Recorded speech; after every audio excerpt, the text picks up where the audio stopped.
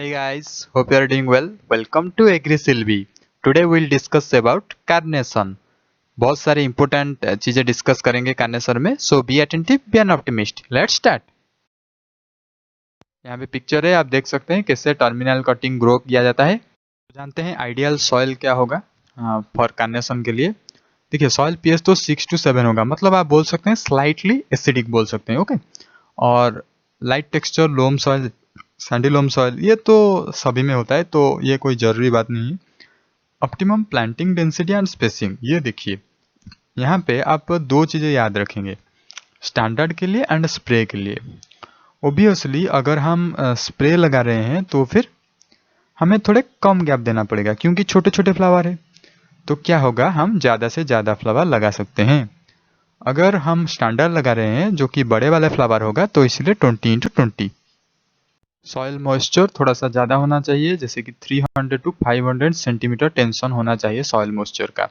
Okay. और irrigation week में एक बार देंगे, वो सबसे अच्छा माना जाएगा.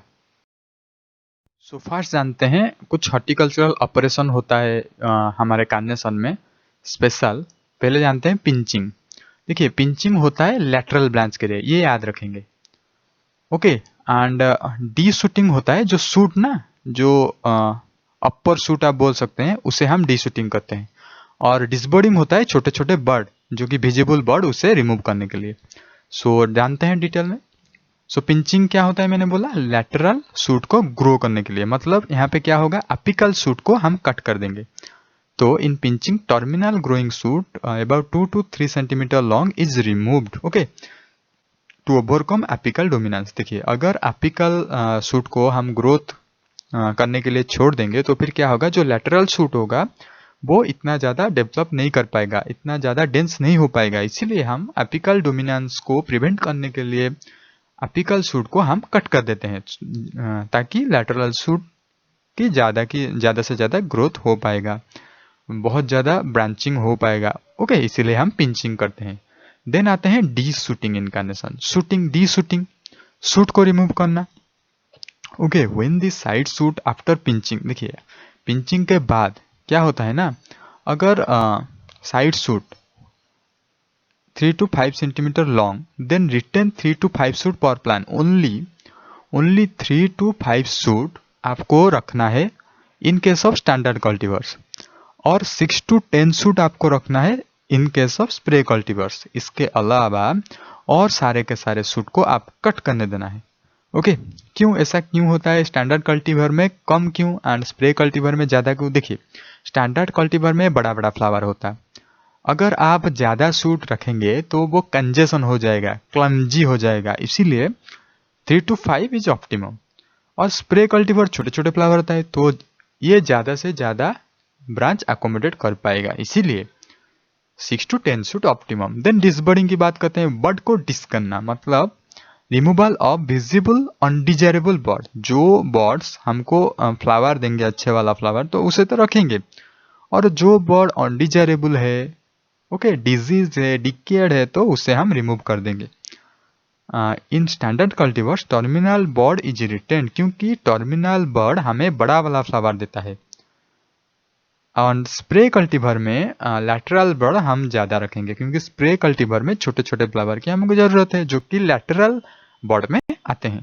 देन आते हैं स्टेकिंग पे. देखिए जो हॉर्टिकल्चर क्रॉप है, जनरली हम फ्रूट क्रॉप की बात करते हैं, फ्लावर क्रॉप की बात करते हैं, वो बहुत नाजुक होते हैं. ओके. अगर एक फ्लो ऑफ विंड आएगा या फिर साइक्लोन आएगा, वो तो कहाँ जाके गिरेगा वो तो पता नहीं, इसीलिए हम स्टेकिंग करते हैं.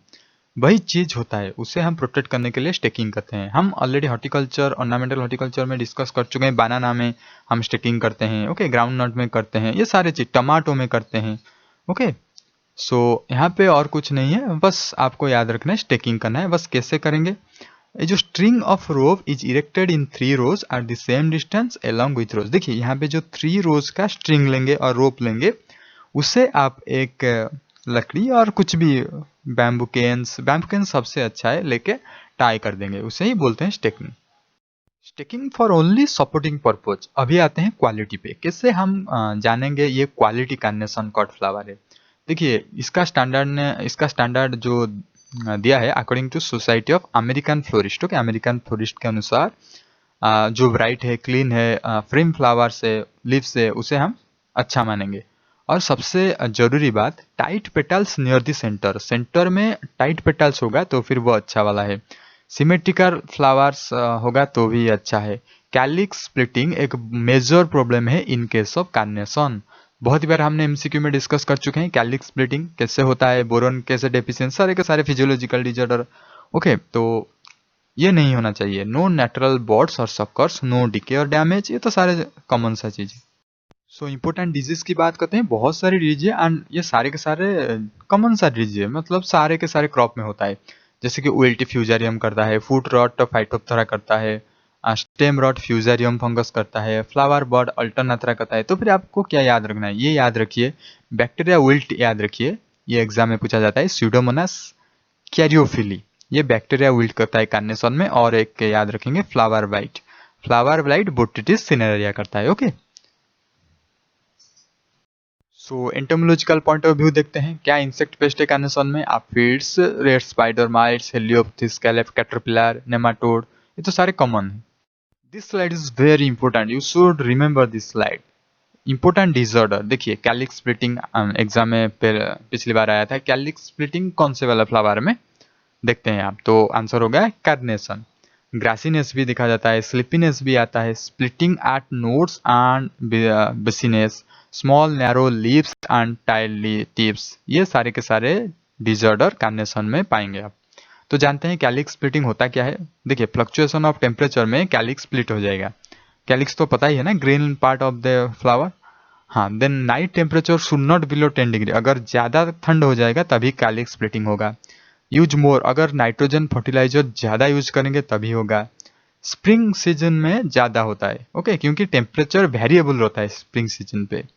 And cultivar to cultivar vary करता है। अभी तो बहुत सारे वेराइटीज ऐसे डेवलप हुआ है जो कि रेजिस्टेंस टू कैलिक्स स्प्लिटिंग, अगर होता है कैलिक्स स्प्लिटिंग तो उसे कैसे प्रोटेक्ट करना है, रबर बैंड कर सकते हैं आप। ओके, कैलिक्स में। अभी जानते हैं ग्रासिनेस के बारे में। फ्लावर प्रोडक्शन नहीं होगा, जेनेटिकली ये रिलेटेड है। ओके, ये जेनेटिकल डिसऑर्डर माना जाता है। And cultivar to cultivar vary करता है।